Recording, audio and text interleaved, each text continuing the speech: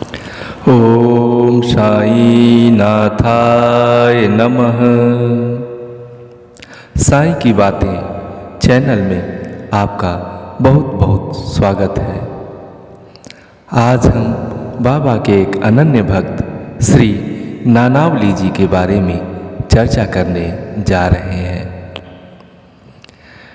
नानावली को सबसे विचित्र साईं भक्त कहा जाए तो कोई अतिशयोक्ति ना होगी। नानावली मस्त मौला जिंदगी के मालिक थे। कभी कभी वे बड़े उग्र स्वभाव के हो जाते और लोगों के साथ दुर्व्यवहार भी कर देते थे। कहा तो यहाँ तक जाता है कि कभी कभी वो अपने मुख में बिच्छू और जेब में सांप तक रख लेते थे। कई लोग तो नानावली से बहुत डरते थे। कई लोग नानावली को सन की समझते थे। सन की समझता है जमाना वो बाबा, सन की समझता है जमाना वो बाबा, पर मैं तो हूँ तेरा दीवाना ओ बाबा, पर मैं तो हूँ तेरा दीवाना ओ बाबा। सन की समझता है जमाना वो बाबा, नानावली तो है तेरा दीवाना ओ बाबा। मुझे जग की परवाह नहीं है साईं, जब तुम मेरे साथी हो बाबा, जब तुम मेरे साथी हो बाबा। मेरा तो सारा परिवार बस है बाबा तेरा दरबार। बाबा सदा रखना अपने पास, नानावली तो है तेरे चरणों का दास। सन की समझता है जमाना वो बाबा, पर नानावली तो है तेरा दीवाना ओ बाबा। कभी कभी नानावली कपड़े की पूंछ बना लेते और अपने आप को बाबा का हनुमान बताने लगते थे।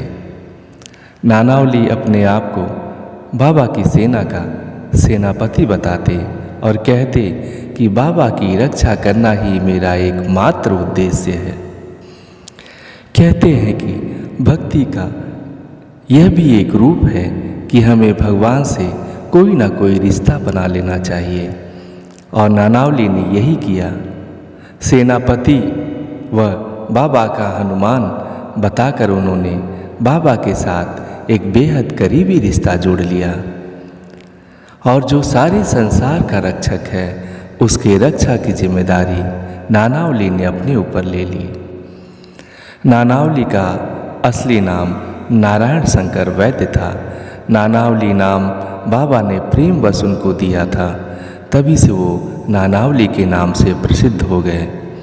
नानावली उन भाग्यशाली भक्तों में से थे जिनका नामकरण बाबा ने खुद किया।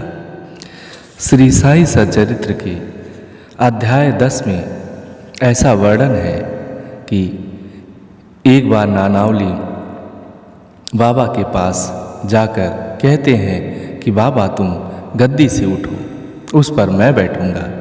सारे लोग आश्चर्य से नानावली को देखने लगते हैं।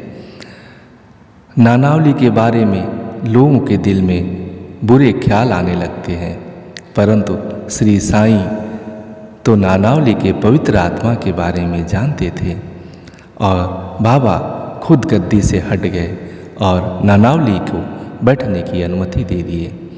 कुछ समय बैठने के बाद नानावली गद्दी से उठकर बाबा के चरणों में गिर पड़े और माफ़ी मांगने लगे। यह घटना यह प्रदर्शित करती है कि बाबा नानावली से कितना प्रेम करते थे। हम लोग तो केवल कहते हैं कि बाबा तुम्हारे सिवाय हमारा कोई नहीं है। लेकिन इसे चरितार्थ श्री नानावली जी ने किया, क्योंकि परिवार के नाम पर सिर्फ उनके पास बाबा थे। बाबा ही उनकी संपूर्ण दुनिया थे। जब बाबा ने प्राण त्याग दिए तो नानावली विक्षिप्त हो उठे और उनके मन में जीने की लालसा खत्म हो गई।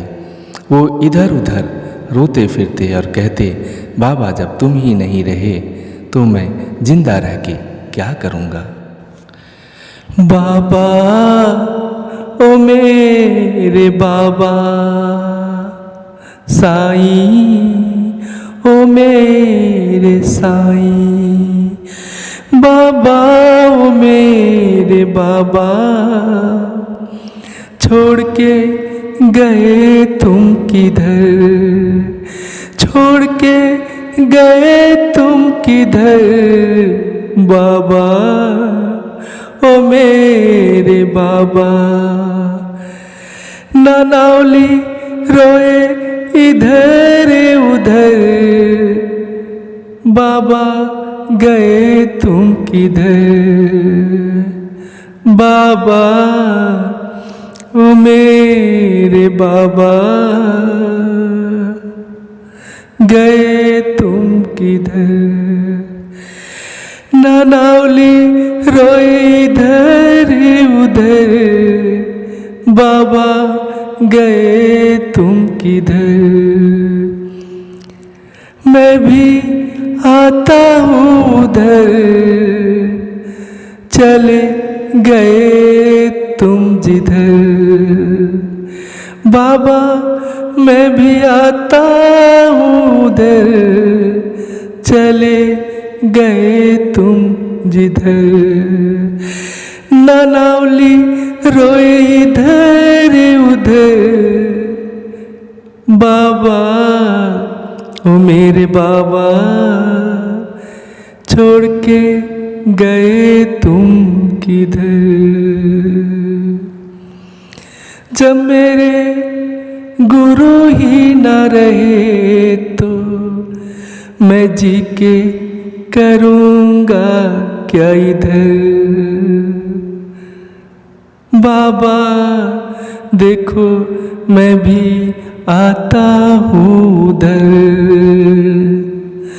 तुम चले गए हो जिधर, मेरे बाबा मेरे साईं, छोड़ के गए तुम किधर। नानावली रोए इधर उधर, छोड़ के गए तुम किधर। बाबा के महासमाधि के कुछ दिन बाद ही बाबा को याद करते हुए नानावली ने अपने प्राण त्याग दिए।